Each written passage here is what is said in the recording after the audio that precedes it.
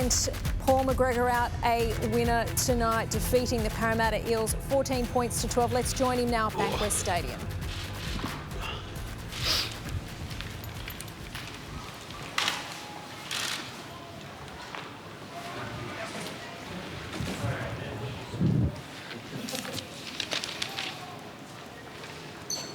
How are the emotions, Mary? Yeah, good now. They were unsettled yesterday morning and a little bit today when I packed up the desk, but you know, once I got to the game and I just wanted to really enjoy it with the players, so it was great. Those scenes are full time, I take it you're going to remember for a long time?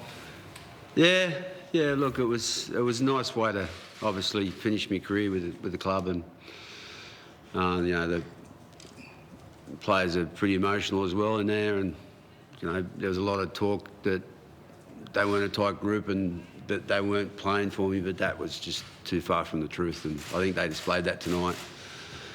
You know, we had a little presentation in there.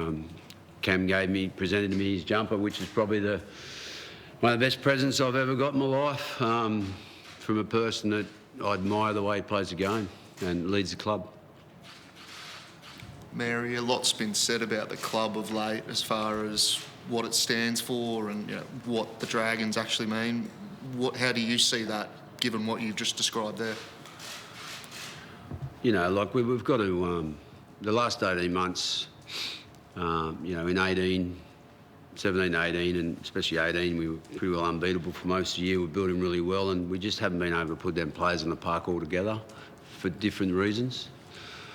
And you only need to miss a couple of important players in the competition and you lose close games. When you lose close games, everything's spoken about, and that's what's happened at the place. Everyone's speaking about all the negative things about it. There's a lot of good things at the organisation. So for me, it's just about, you know, they've got a good leader in Dean.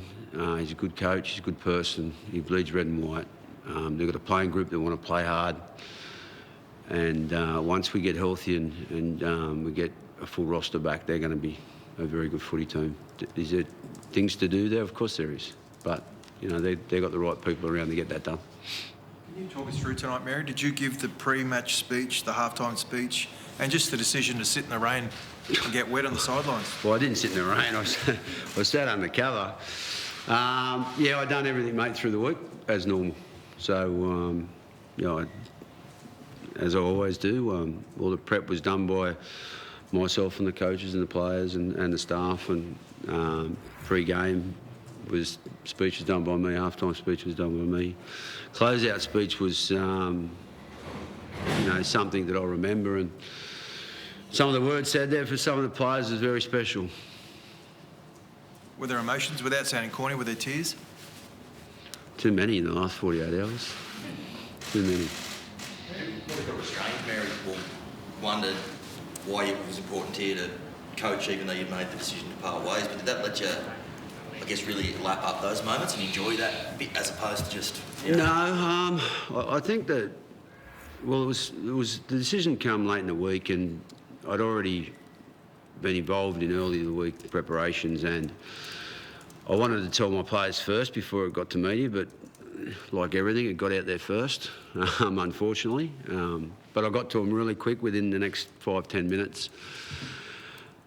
And I thought tonight was going to be a real tough grind, hard-fought game. And we'd worked through the week, and they were a top 4 side, and they were at full strength. And I knew what was coming up, to be honest. We've got 3 Queensland teams that are around us on the competition, around us on the points in the competition, and I wanted the team, Dean, and the staff to get a really fresh start going in them 3 games. So I wanted to take responsibility for tonight, you know, and go out there, and whatever result they could, you know, start again next week. This just gave them a little bit of a push in the next week, really. Mary, you've been at this club for virtually half your life, if not more. Can you talk us through what it actually I'm means? old, eh? Yeah, I was going to say more than half your life. Can you talk us through what it does mean to you, though, mate, and what you're leaving, I guess? Oh, look, it's... You start off as a player and you know, that journey's a great one. then you become a captain, and then you become a club captain, and then you become a staff member, and then you become the coach. So there's different. For me, it's just been a series of privileges the whole way through, not obligations. So I've never felt once I'm going to work as an obligation. I'm going to work because it's a privilege to do what I do. So for me, it's never been an issue. The criticism as a player or as a staff or as a coach is always going to be around. But I don't listen to people that I don't get advice off, and I just move on pretty quickly. And that's what I've done for pretty well the last 25 years. It's probably been a bit harder the last 6 months, but I've just I've met a lot of good people, wonderful people. Our organisation is a strong one. So for me, I'd do it all again. It's just been a really nice journey.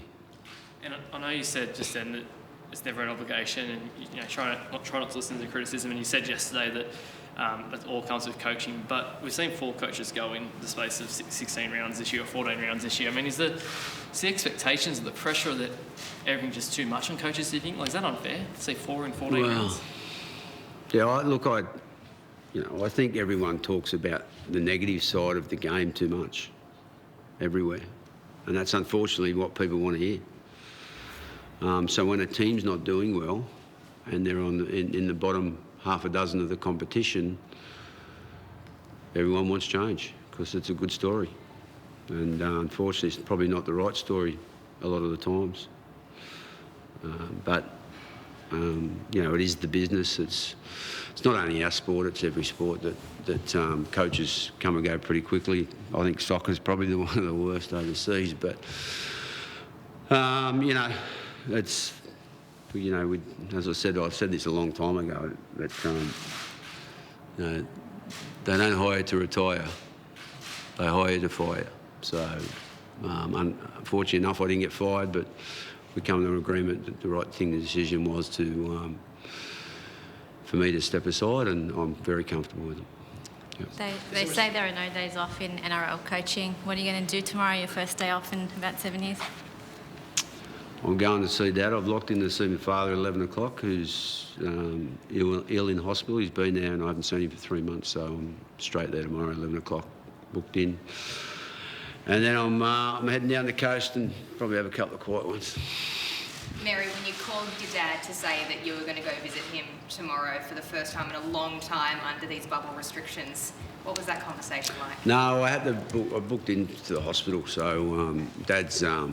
it's a sort of mental disease, so it's so it's hard. He actually the news come across last night on the TV, and he freaked out a little bit because he remembered. So he rang my sister and what's going on, and so anyway, so I'll settle it down tomorrow. It's all fine. Yeah, it's all good. What about long term, Mary? Does the fire still burn to keep coaching and keep kind of? Oh, absolutely, mate. I love the game. I want to be around the game for as long as I can, and I've got a lot to give. I've got good passion, I've got good enthusiasm. I think anyone you talk to in there, in the shed or my staff, I've got a work ethic that starts early and finishes late, and I'm there to serve people. So for me, it's, I don't want it to be the finish of my career, that's for sure. Was there a sense of, I guess, I know you're lapping up the emotion, but is there a sense of frustration as well a little bit tonight that the team showed that what they are capable of, that it probably hasn't been there some weeks? No, there's not. People can ask, well, why they play so well tonight, and they haven't. But if you look at our games of footy, we've had bad moments, not bad games. And if you look in the last month, we could have won all 3 that we lost and we didn't. Tonight we got it. We just found a little bit more at different times and turned the opposition away a little bit. More often, and we come up with a result. But, in the 3 games we've played in the last 3 weeks, we've been in a position to win, a bounce of the ball, drop of the ball, not defending in multiple sets or whatever it may be. We just haven't got the result. And I suppose each time you don't do that, a bit of fuel goes on the fire and the bushfire gets a bit more burnt. So tonight was a good thing. Yeah. Thank you. Thanks, guys. Appreciate it. Thanks, Hannah.